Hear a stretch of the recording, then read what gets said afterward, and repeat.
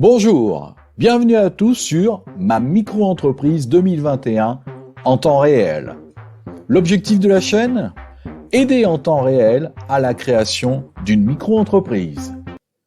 J'ai décidé de mettre en place cette chaîne YouTube pour aider ceux qui voudraient, veulent ou sont en train de créer leur micro-entreprise en France. Pourquoi ? Parce que je me suis rendu compte que les questions que l'on se pose pour créer sa micro-entreprise sur Internet ont des réponses bien trop souvent théoriques, alors qu'il faudrait des réponses pratiques, des réponses concrètes. Et cette chaîne va vous les donner, puisqu'elle aura la particularité et l'avantage de se faire en temps réel. Je vous invite donc à m'accompagner, à me faire part de vos remarques dans cette aventure où les pièges ne vont pas manquer à mon avis. Avant de commencer, je tiens à dire que je n'ai aucune affiliation avec toutes les marques que je pourrais citer. Je ne reçois aucun argent de leur part, de quelque forme que ce soit. Ce sont des avis et mes avis personnels que je donne. Ceci étant précisé, commençons. Créer un site internet, contrairement à ce que l'on vous fait croire, est tout sauf évident. Vous avez deux étapes à surmonter. La première, monter le site internet lui-même. La seconde, les ajouts obligatoires qu'exige la réglementation. Monter le site lui-même. Il faut en premier lieu trouver une plateforme. Pour cela, vous devez imaginer, prévisualiser votre site en amont, ce qui vous permettra de voir quelles sont vos attentes. J'ai choisi Wix parce qu'elle me correspondait le mieux. Ensuite, trouvez un tuto en ligne pour pouvoir réaliser votre site. Pour Wix, je vous recommande le tuto que vous trouverez ci-dessous dans la description. N'y connaissant rien, j'ai réussi à monter mon site tout seul et sans aucune aide. Je rappelle que la difficulté réside dans la multiplicité des tâches. Prenez donc bien chaque tâche l'une après l'autre et vous y arriverez. À chaque jour suffit sa peine. Troisième point, pensez bien à choisir le nom de domaine et l'abonnement qui correspond à vos besoins. L'abonnement, vous pourrez le changer en cours de route si nécessaire, et Wix ne vous fera payer que la différence supplémentaire. Ils tiennent bien en compte ce que vous avez déjà payé.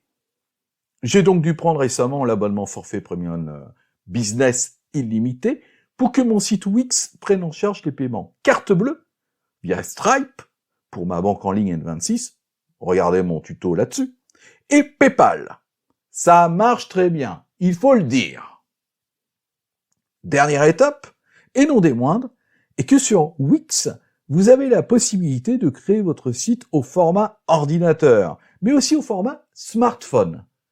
Attention, et c'est là le bémol de Wix, il n'est pas aisé de mettre en forme la version smartphone. N'espérez pas avoir la même version que sur l'ordinateur. D'ailleurs, vous l'aurez déjà remarqué sur vos sites préférés. Je vous conseille donc de simplifier votre version smartphone. Notre site créé, vous croyez avoir fini? Eh bien non. C'est comme l'aventure. Quand elle est finie, elle recommence. Avant de publier en ligne votre site, vous êtes contraint à des obligations réglementaires. Tout d'abord, pour tout site, il vous faut indiquer les mentions légales. Il vous faut aussi indiquer la politique de confidentialité, RGPD, au cas où vous collecteriez des informations. Pour ceux qui vendent sur Internet, comme moi, vous rajouterez les CGV, conditions générales de vente. Dans les CGV, vous devez mentionner un médiateur. En cas de litige, donc, prendre un médiateur. C'est obligatoire. Ah, le médiateur. Je vais vous raconter la fable du médiateur. Avant, il y a très longtemps, quand l'acheteur était dans des accords avec le vendeur, il pouvait l'assigner au tribunal, mais à ses frais, ceux du vendeur étant couverts par son assurance juridique. Un aparté, n'oubliez pas de prendre une assurance pour vous couvrir contre les importuns. Mais arriva un jour une grande loi pour protéger l'acheteur du mauvais vendeur. Il put recourir à un médiateur. Il n'avança plus les frais, ce fut gratuit. Ce fut au contraire au vendeur de payer les frais que pourrait occasionner cette action de l'acheteur.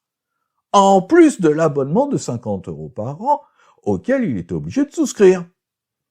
Cependant, l'acheteur devait avoir un solide dossier contre le vendeur, car souvent, d'après différents témoignages, le médiateur usa de toutes les excuses juridiques possibles pour débouter, sinon dégoûter l'acheteur.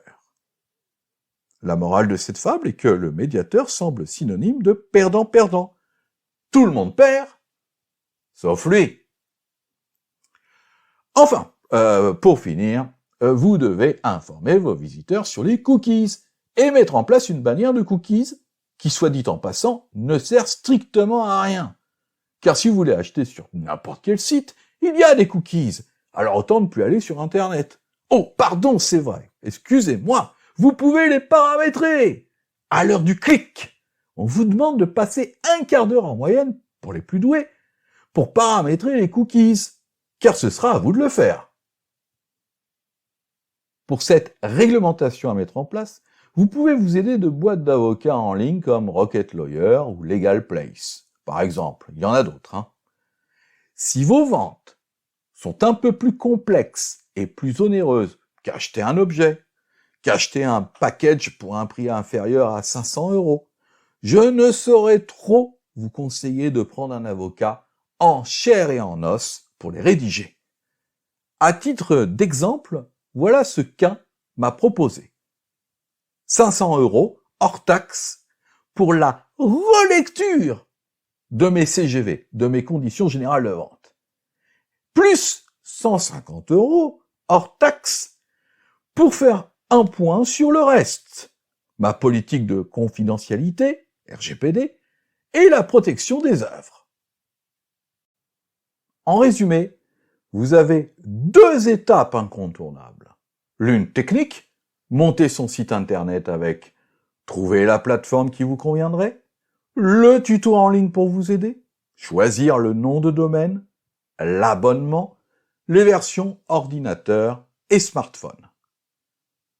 L'autre, juridique, ajouter les réglementations obligatoires avec les mentions légales, la politique de confidentialité, RGPD, les CGV, conditions générales de vente, l'information sur les cookies et la bannière des cookies. En définitive, créer une micro-entreprise en ligne est loin d'être une sinécure. J'ai commencé à travailler en novembre 2020 sur le site et même si j'ai créé pour des raisons liées à Pôle emploi ma micro-entreprise en janvier 2021, j'ai tout achevé en juillet 2021. J'ai passé tout le mois de juin à travailler sur la réglementation obligatoire des sites internet, juste pour vous donner une idée. Vous l'aurez compris, toutes ces mesquineries administratives ont fait croître, par hasard, du jour au lendemain, tout un tas d'entreprises en ligne qui, contre un abonnement ou une bonne contribution, ou les deux, prendront bien soin de votre e-commerce. C'est pour cela que ne ratez pas ma prochaine vidéo, une vidéo bonus sur changer l'adresse de votre carte grise gratuitement sans passer par un intermédiaire payant. N'hésitez pas à me poser des questions, j'essaierai d'y répondre dans la mesure du possible. Abonnez-vous à la chaîne si vous voulez connaître la suite des aventures. N'oubliez pas de liker, cela me permettra de savoir si cette vidéo vous a aidé. Merci et à bientôt sur ma micro-entreprise 2021 en temps réel.